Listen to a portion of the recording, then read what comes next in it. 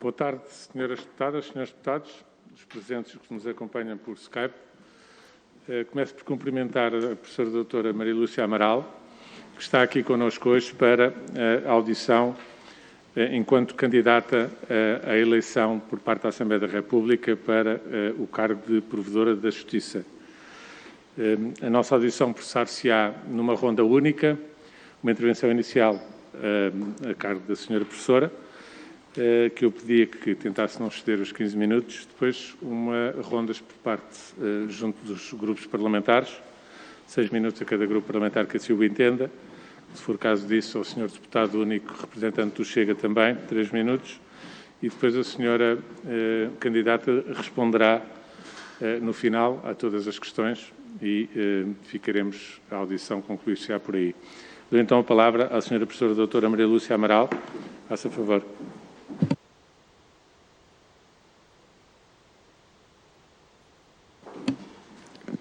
Muito obrigada, Sr. Presidente, senhoras deputadas, senhores deputados. Há duas coisas em que acredito profundamente. Há outras, mas relativamente aos valores fundamentais que, creio, todos nos unem, senão não estaríamos aqui hoje, duas coisas há em que creio. Primeiro, creio que a subsistência desses valores, em tempos históricos deles muito desafiantes, como são os que vivemos hoje, depende da existência de instituições fortes. Acredito também que instituições fortes se mantêm fortes se souberem adaptar-se à exigência do tempo em que atuam. Quando estive aqui há 4 anos, perante a Comissão de Assuntos Constitucionais, em situação similar à que hoje me encontro, no contexto do procedimento de candidatura a provedor à eleição por maioria 2/3 dos deputados, provedor de Justiça, eu não conhecia por dentro a instituição a cuja titularidade me candidatava. Hoje conheço-a. E aquilo que vos posso dizer, senhoras deputadas, senhores deputados, é que me candidato a um segundo mandato com o objetivo não apenas de manter a instituição forte, mas também de a reformar para que ela possa ficar aberta às exigências do tempo. O Provedor de Justiça é uma instituição enraizada na comunidade portuguesa. Cumpriu, creio eu, todos os objetivos que estiveram na origem da decisão da sua instituição, logo em setembro de 1974. A necessidade da existência de um ombudsman em Portugal era reclamada, era reconhecida pela oposição ao Estado Novo, pelo menos que eu saiba, em escritos, desde 1971. No programa de ação do Ministério da Justiça do segundo Governo Provisório, em setembro de 74, foi tomada a decisão de instituir um ombudsman em Portugal, de acordo com esse consenso existente já há anos, e de lhe dar o nome, o Provedor de Justiça. Na altura, a necessidade da existência de uma instituição como esta correspondia a uma exigência básica de sobrevivência coletiva. O Provedor de Justiça, em 74, provia a justiça que faltava integralmente. Vivíamos um contexto de existência precária ou nula da legalidade da administração, de inexistência de uma jurisdição administrativa atuante e independente, de inexistência de entidades administrativas independentes que pudessem fiscalizar a ação do Executivo, da inexistência de uma tradição de controle parlamentar forte, de vigilância e acompanhamento da ação governativa. Hoje, por aquilo que soubemos construir, nada disto falta. Portanto, a pergunta é: para que deve servir o Provedor de Justiça hoje, 46 anos passados da sua instituição? Eu tenho dito e repito o que penso sobre isso. Hoje, o provedor de justiça não serve para ser um ersatz pobre do Poder Judicial. Não serve nem pode servir. Não serve para ser um centro estadual permanente de resolução alternativa de litígios entre a administração pública e os cidadãos. Não serve para fazer aquilo que os tribunais administrativos, que são caros e lentos, não conseguem fazer. Certo é que o Ombudsman, em Portugal, como em qualquer lado, existe para ser mediador entre os conflitos que se instalem entre cidadãos e a administração por causa do mau funcionamento dos serviços administrativos. É isso que se lhe pede. É isso que decorre do artigo 23 da Constituição. Mas a ação do Ombudsman não pode resumir-se apenas a isso. Muito mais se lhe pede e muito mais se lhe exige. E eu penso, 4 anos depois do início da minha experiência como provedora de justiça, agora que volto a pedir aos senhores deputados o voto para ser eleita para um segundo mandato, aquilo que penso é que o provedor de justiça hoje, em Portugal, deve ser tudo menos um receptor passivo de pedidos de resolução de casos concretos. Deve ser um defensor ativo dos direitos dos cidadãos, um defensor ativo dos cidadãos mais vulneráveis. Eu sei que o conceito de vulnerabilidade se tornou um conceito poroso e indistinto, porque apropriado no espaço público por uma linguagem às vezes pouco rigorosa. Mas entendo que, por defesa dos cidadãos mais vulneráveis, à qual o provedor ativamente deve estar atento e para a qual deve contribuir, se contam aquelas pessoas que, pela situação particular em que se encontram, estarão possivelmente mais expostas do que outras ao mal que é causado por práticas sedimentadas de atuação estadual deficiente.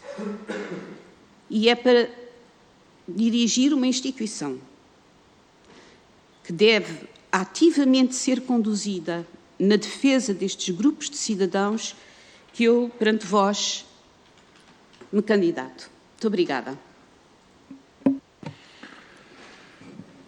Obrigado, Sra. Professora. Vamos então passar às intervenções dos grupos parlamentares, começando pelo Partido Socialista. Senhora Deputada Isabel Rodrigues tem a palavra. Muito obrigada, Sr. Presidente. Cumprimento as senhoras e os senhores deputados e cumprimento de forma especial a senhora professora Lúcia Amaral, hoje aqui na qualidade de candidata a mais um mandato como provedora de justiça.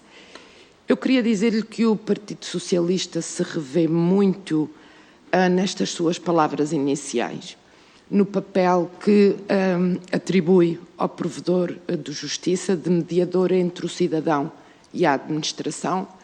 Acrescentaria que a mais-valia da atuação do provedor, e neste caso nos últimos 4 anos da senhora provedora, não se limita aos cidadãos que conseguem, por via dessa intervenção, ver solucionado o seu problema.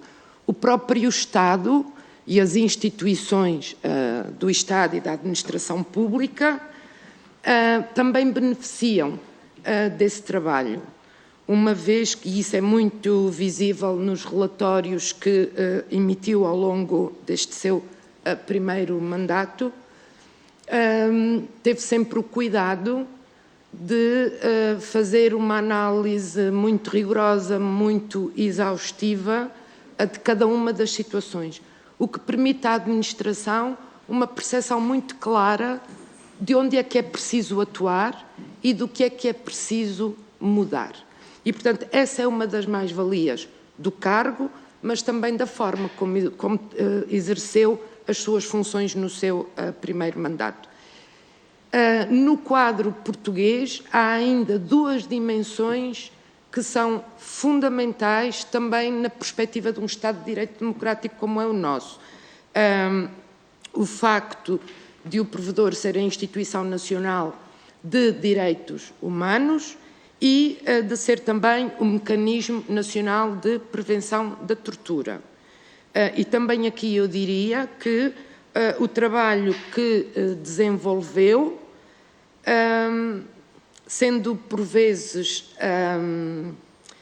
como direi, difícil de encarar pelas situações que nos reportou relativamente a centros de instalação temporária, a estabelecimentos prisionais, mas reforçou a nossa responsabilidade enquanto deputados de perceber a mensagem que nos passou nesses relatórios e de agir no sentido de ultrapassar todas as situações que foram identificadas.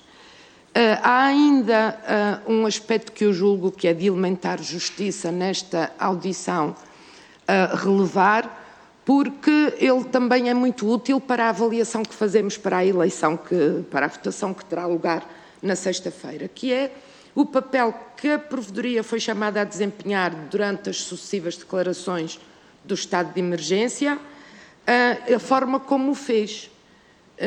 E esse é também um dado que eu julgo que é muito importante. E todas as recomendações que emitiu e que denotam, de facto, uma preocupação muito grande com os direitos, liberdades e garantias dos cidadãos e com o exercício da sua função num sentido em que ela se repercutisse de forma positiva na vida dos cidadãos, mas da qual o Estado também pudesse tirar utilidade, como aqui já referi.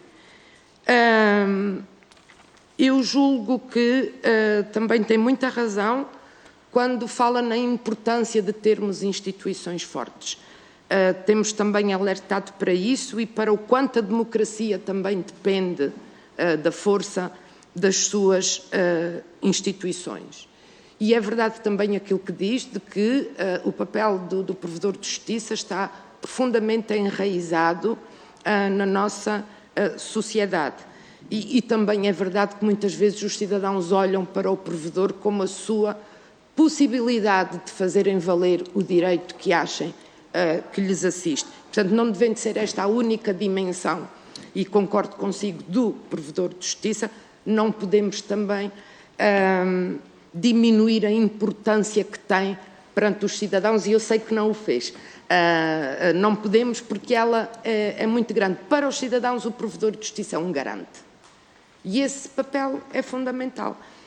Eu diria, em síntese, senhora provedora, que a forma como exerceu o seu primeiro mandato e a forma como se apresentou aqui hoje são a justificação plena da sua recandidatura, e o que me resta é desejar-lhe as maiores felicidades no ato eleitoral da próxima sexta-feira, e faço em nome do Grupo Parlamentar do Partido Socialista, e desejar-lhe também um exercício de um mandato com o mesmo sucesso com que exerceu este seu mandato agora. Muito obrigada. Muito obrigado, senhora deputada. Dou agora a palavra ao Partido Social Democrata, senhor deputado Carlos Peixoto. Muito obrigado, senhor Presidente. Senhora professora doutora Lúcia Amaral, cumprimento-a com estima e admiração, em meu nome e em nome do Grupo Parlamentar do PSD, e devo começar por lhe dizer que na sua eleição anterior eu presumo que não tenha havido grupo parlamentar que não tenha justamente enaltecido o seu percurso académico, enquanto constitucionalista e, portanto, detentor de particular votação para a salvaguarda dos direitos fundamentais dos cidadãos, e também a sua experiência no exercício de altas funções públicas no órgão de soberania como é o Tribunal Constitucional. Portanto, ao fim de 4 anos de mandato, estarmos aqui a falar do mesmo seria redundante, redutor, até desnecessário, até porque é um dado adquirido que a senhora Procuradora não só mantém essas qualidades, como lhe acrescenta uma outra, e já disse qual era. É que antes não conhecia por dentro a instituição e hoje conhece, e isso é uma vantagem comparativa relativamente àquilo que tinha há 4 anos. E por essas razões, como é público, o PSD sugeriu a recondução da senhora Procuradora, por entender que prestigiou sempre a provedoria. Eu disse Procuradora, mas era provedora, peço imensa desculpa. Como prestigiou esta instituição como, de facto, uma verdadeira instituição nacional dos direitos humanos que contribui positivamente para a efetivação dos direitos fundamentais dos cidadãos, nomeadamente os mais vulneráveis. Mas aquilo que nos parece ser também objeto de reflexão nesta altura, nesta, digamos, sua recandidatura, é saber se, numa tentativa de uma segunda eleição, como é que a senhora Procuradora agiu, e eu já vou explicar porque é que falo de Procuradora, como é que agiu na sua primeira eleição, e se o fez ou não, se atuou ou não com independência, com isenção, com autonomia relativamente aos poderes públicos e privados, nomeadamente aqueles poderes fácticos e decisórios, enfim, que proliferam no Estado. No fundo, numa linguagem simples, e eu peço-lhe que me perdoe esta linguagem, pode ser um pouco buçal, mas a ideia é saber se a senhora Provedora fez ou não fez fretes a alguém. Esta é a linguagem pura e dura para isto, e é para nós evidente que não fez. E se pôs ou não o dedo na ferida, quando tinha que o pôr, e é para nós evidente que pôs o dedo na ferida, sem nenhum tipo de subserviência e de obediência a quem quer que fosse, o que obviamente enriquece e a nosso ver, ilumina e confere qualidade à nossa democracia. Dito isto, coloco-lhe 3 questões. A primeira é esta: que responsabilidades acrescidas espera da provedoria perante os novos desafios deste mundo cada vez mais aberto, mais diversificado, mais heterogéneo, sendo certo que a senhora Provedora já veio dizer que tinha estruturas cada vez mais fechadas e obsoletas. Fechadas não, obsoletas, e com competências cada vez mais extraordinárias e extravagantes. Em segundo lugar, segunda pergunta, também já aqui se referiu a isso. Disse que queria uma instituição forte, que a provedoria não servia para resolver casos concretos, mas a verdade é que existe, ou pelo menos alguém já disse que existe, a percepção de que para o cidadão a provedoria é mesmo uma espécie de paratribunal, um tribunal paralelo ou alternativo, e, portanto, com funções jurisdicionais, e que o cidadão só recorre à provedoria porque sabe que os tribunais judiciais, nomeadamente os administrativos e fiscais, são dispendiosos, são morosos, caíram no descrédito e estão sujeitos a regras que um recurso à provedoria não tem. E, portanto, como é que a senhora Provedora espera modificar a chamada teoria da percepção? Pode não acontecer, mas há uma percepção do cidadão relativamente a isto. A terceira questão, e era por isto que eu, há pouco, erradamente, e peço desculpa por isso, dizia que a senhora Procuradora era uma Procuradora. Eu digo-lhe isto porquê? Porque houve recentemente reações públicas do Ministério Público de incompreensão relativamente a uma indemnização que a Provedoria fixou no caso da morte do cidadão ucraniano, e nós, sabendo nós todos que não há dinheiro nenhum que pague a vida, a verdade é que houve uma crítica institucional. E só porque é institucional eu trago aqui o assunto, senão não trazia. E não é desprezível, é do Ministério Público, que vem dizer que, neste caso, a senhora Provedora foi além daquilo que é a prática habitual, digamos, nos tribunais, na fixação de valores pela perda do direito à vida, em situações, não sendo iguais, não há situações iguais, mas similares, em que há cidadãos, enfim, vítimas de crimes violentos, que também têm filhos, têm rendimentos equiparados e que não recebem, nem de perto, nem de longe, estes valores. E, portanto, aquilo que eu Eu coloco só aqui a questão porque penso que é razoável dar a oportunidade à senhora provedora, querendo, de poder explicar e esclarecer quais foram os critérios usados nessa decisão. E, tirando isto, senhora provedora, resta-nos desejar-lhes felicidades para esta reeleição, que me parece justa e espero que esteja assegurada, só saberemos na sexta-feira, mas especialmente sucesso para este seu esperado segundo e derradeiro mandato. Muito obrigado. Obrigado, Sr. Deputado. Dou agora a palavra ao Bloco de Esquerda, Sr. Deputado José Manuel Pureza.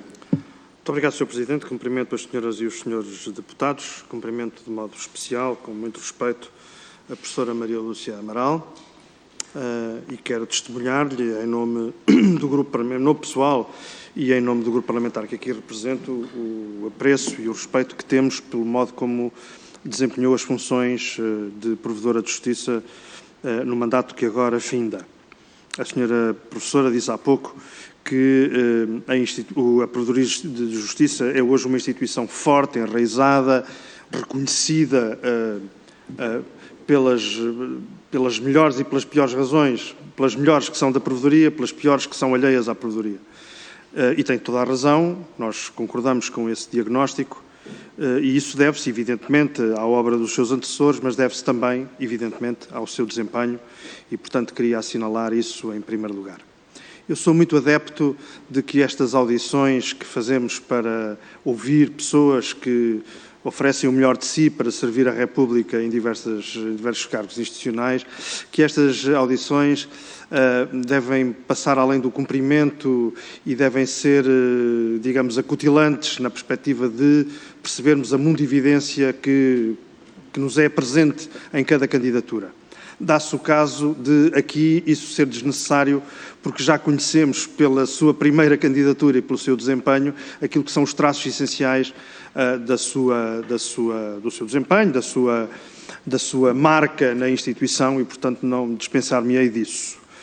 A única coisa que queria dizer é, para além do que já disse em termos de respeito pelo modo como desempenhou as funções difíceis que a Provedoria de Justiça sempre implica, digamos, mostrar-lhe todo o apoio para a prioridade que ao longo do seu mandato e, sobretudo, se não me falha a memória, nos últimos 2 relatórios anuais, entendeu dar à necessidade de reforma das estruturas da Provedoria de Justiça.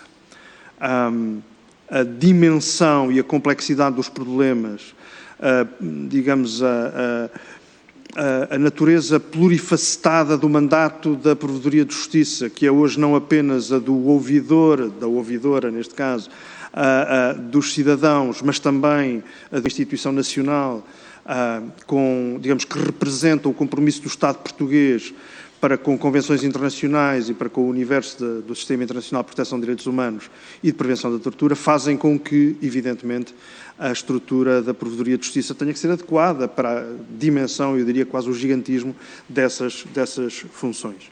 E, portanto, dessas funções. E, portanto, quero, enfim, mais do que tudo, dizer-lhe que, no caso de vir a ser eleita, terá, da parte do futuro grupo parlamentar do Bloco de Esquerda, todo o apoio e todo o estímulo para que esse programa possa ganhar corpo, enfim, que essas reformas, possam ganhar corpo, do ponto de vista da estrutura e do ponto de vista das condições para que ela funcione.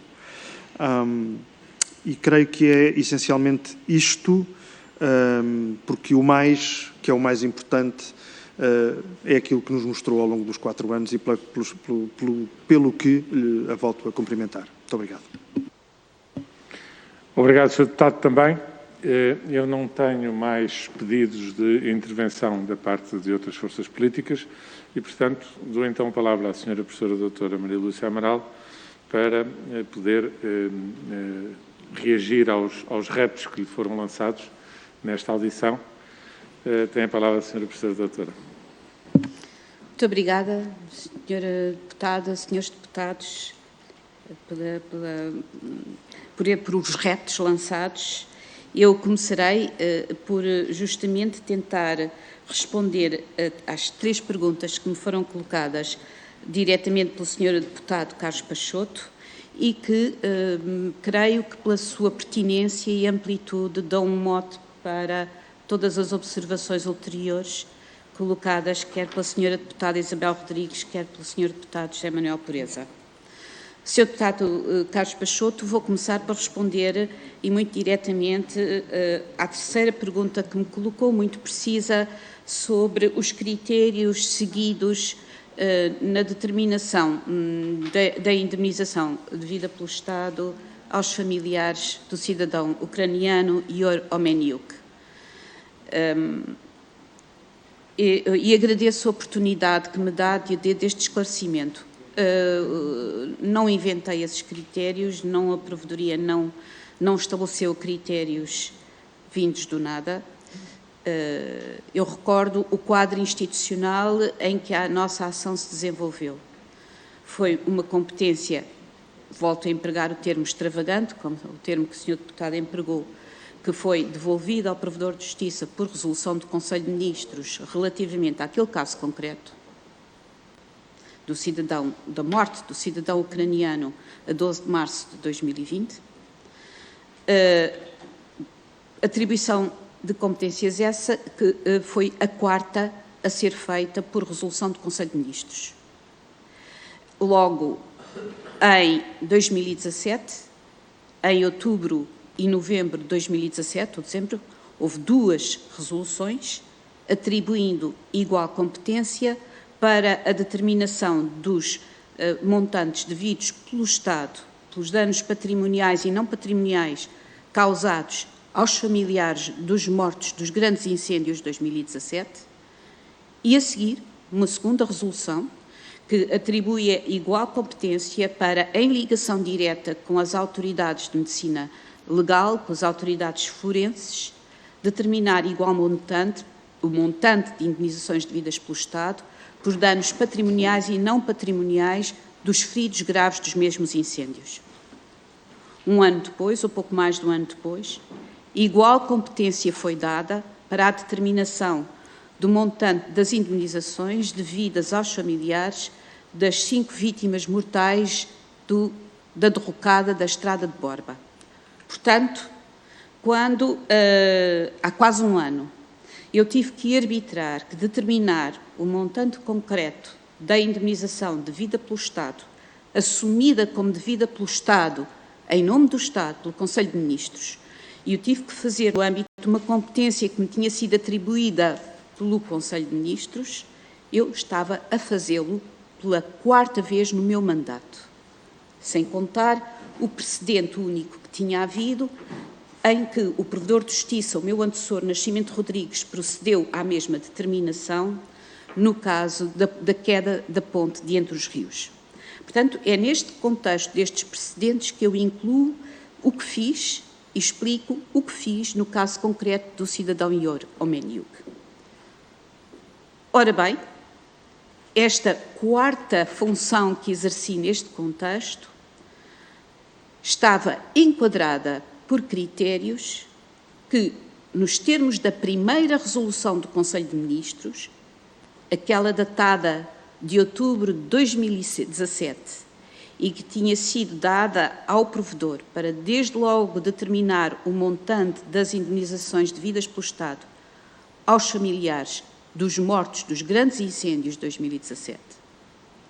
No contexto dessa resolução, o Conselho de Ministros atribuiu a uma comissão de peritos, de juristas altamente qualificados, a competência para fixar, em abstrato, os critérios a seguir para a determinação dos danos não patrimoniais e patrimoniais devidos pelo Estado naquele contexto.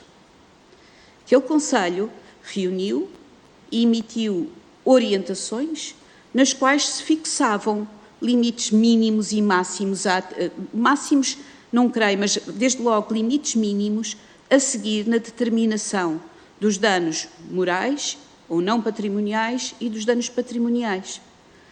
Quer a cumprir no caso dos mortos, quer a cumprir no caso dos feridos graves.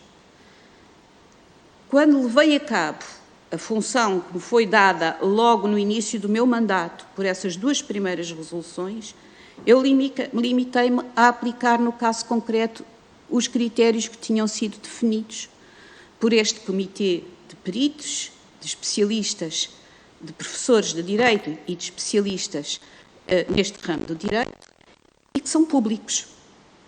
Foram fixados por um documento produzido por este grupo, publicados em Diário da República e amplamente divulgados na altura.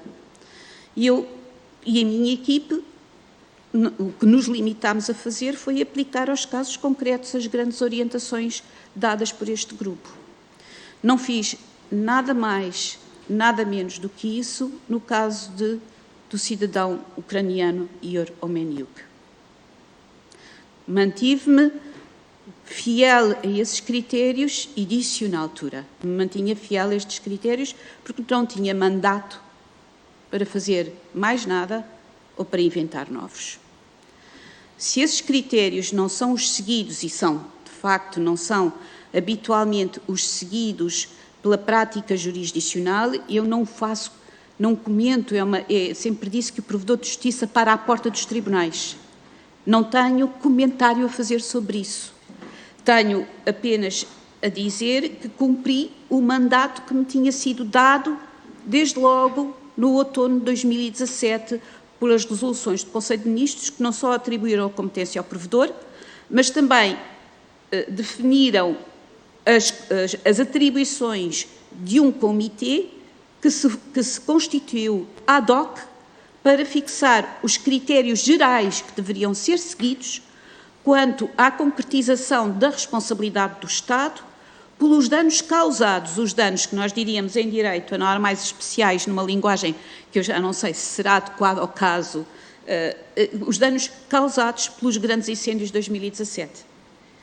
E, portanto, como a resolução do Conselho de Ministros, pela quarta vez, no espaço de 4 anos, me conferiu competência para determinar montantes de indenização num processo extrajudicial de adesão voluntária e que foi a relativa ao cidadão ucraniano Ihor Omeniuk, renovou este mandato, eu mantive-me fiel aos critérios que tinham sido estabelecidos em 2017 e que tinham sido pela primeira vez cumpridos em todas as indenizações fixadas para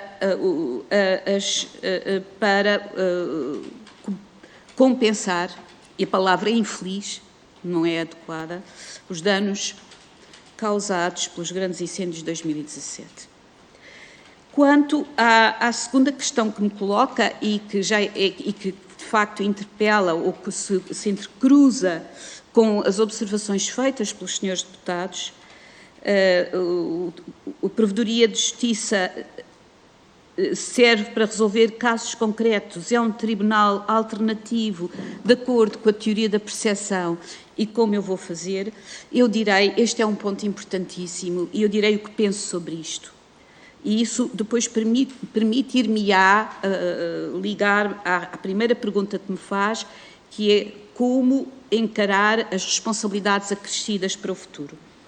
Ora bem, quanto à sua questão da percepção pública do paratribunal, eu direi o seguinte, o provedor de justiça, o nome é dado em português, é muito elucidativo, não é? É muito significativo, aquele que provê à justiça, o provedor de justiça em Espanha é o Defensor del Pueblo, é um nome completamente diferente, em França é o Défenseur des Droits, enfim, os nomes variam, mas a estrutura da instituição é, em qualquer caso, a mesma. É uma estrutura dupla. Tem finalidades subjetivas, mas tem finalidades objetivas. Estas últimas que os tribunais não têm. As finalidades subjetivas são, de facto, de apreciar, como diz o artigo 23 da Constituição, as queixas dos cidadãos contra ações ou omissões lesivas dos poderes públicos e encontrar para elas remédio. Neste aspecto, o provedor surge como um tribunal alternativo, como uma justiça informal. E tal como a justiça contribui para a pacificação social e contribui, sobretudo, para a composição justa dos conflitos. através de um procedimento mais ligeiro que o procedimento dos tribunais, e ligeiro é uma palavra que uso sem compromisso, na exata medida que não aplica regras de processo e não tem custas processuais. Mas dirige um procedimento como qualquer procedimento justo tem de ouvir a outra parte. E neste aspecto é um terceiro neutro, tal como é o Tribunal. E a finalidade desta ação, que é assim parajudicial, é de repor a situação subjetiva que foi indevidamente afetada por uma ação nem sempre contrária ao direito, isto é uma diferença em relação aos tribunais, mas muitas vezes uma ação lesiva porque de má administração. Agora, ao lado desta função, para além desta função, que é subjetiva, o provedor de justiça em Portugal, como qualquer instituição análoga que hoje está espalhada pelo mundo, tem funções objetivas. Não se limita, como um tribunal, a obedecer a cada pedido, a reagir a cada pedido e a compor para ele a posição subjetiva que foi lesada por uma ação indevida. Deve fazer muito mais, espera-se que dele se faça muito mais. Espera-se que ele contribua para a melhor administração possível, para a melhor ação possível no quadro do sistema dos direitos fundamentais e no quadro do sistema internacional de direitos humanos.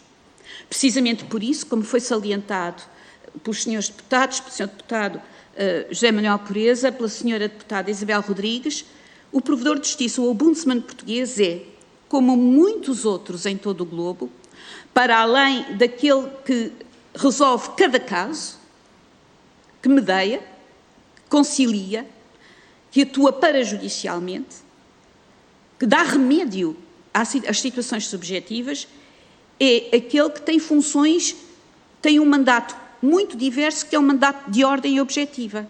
Por isso mesmo é o Mecanismo Nacional de Prevenção contra a Tortura, por isso mesmo é a Instituição Nacional de Direitos Humanos.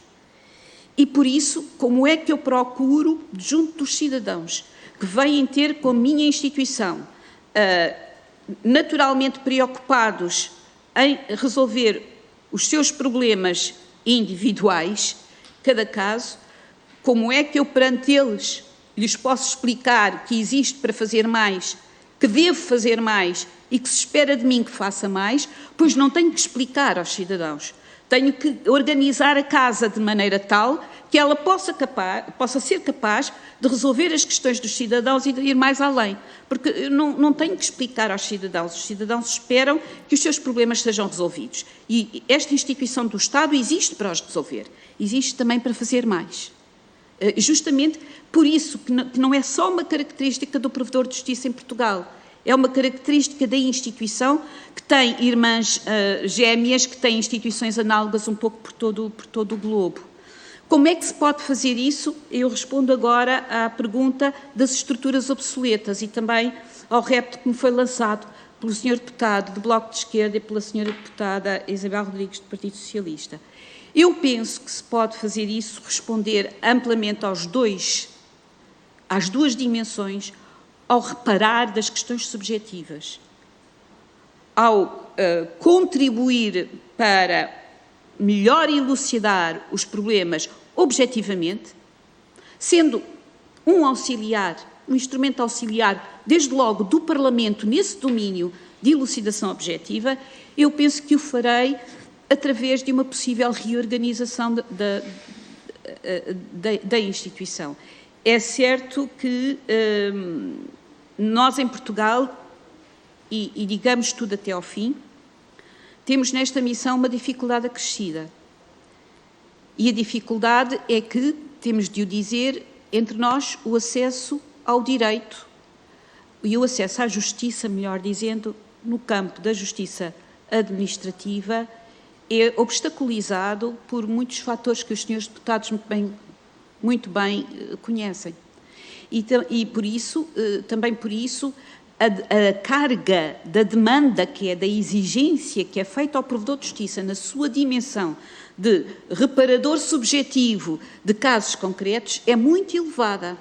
Mas o que penso é que eu tenho a obrigação de reordenar a casa, de modo a que todas as dimensões da atuação do provedor sejam igualmente preenchidas, porque se o não fizer, estamos a contribuir para alimentar um estado de coisas que não é saudável.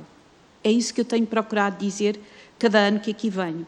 E o estado de coisas que não é saudável é que o provedor de justiça, uma instituição do Estado de acesso informal, universal e gratuito, que deve existir para proteger aqueles que verdadeiramente precisam de um provimento imediato numa justiça, numa instituição de acesso formal, universal e gratuito, sirva, em geral, para resolver os problemas que os tribunais administrativos tardam em resolver. Manter esta situação é o que sempre tenho dito, por isso digo que o provedor não pode ser um ersatz pobre do Poder Judicial, porque isso é um entorce profundo às coisas. Não só impede que a dimensão objetiva do provedor de justiça seja prosseguida, contribui para que confortavelmente, demasiado confortavelmente, se mantenha um estado de coisas que de per si não é saudável. Porque a administração da justiça cabe verdadeiramente aos tribunais. E são os tribunais, através das regras de processo, que podem realmente, através delas, preparar até os vencidos para o desfecho desagradável do processo que lhes paga. O provedor de justiça não está em condições de fazer isso. Não existe para fazer isso. E, portanto, não é uma situação que deva ser mantida. O que eu penso é que, e para terminar, e também é nesse pressuposto que me candidato a um segundo mandato, há uma nova lei orgânica da Provedoria de Justiça que reorganiza, que reordena a Casa e que substitui a antiga, é um decreto-lei, tal como o anterior, era um decreto-lei que substitui o anterior decreto-lei que data de 93. Foi publicado a 6 de outubro e, portanto, é muito recente. Surgiu justamente quando o meu mandato terminava.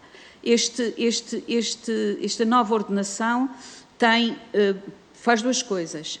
Em primeiro lugar, faz aquilo que tardava a existir, que é o reconhecimento em direito interno da existência do Mecanismo Nacional de Prevenção, que passa a existir como um departamento da Provedoria e passa a ter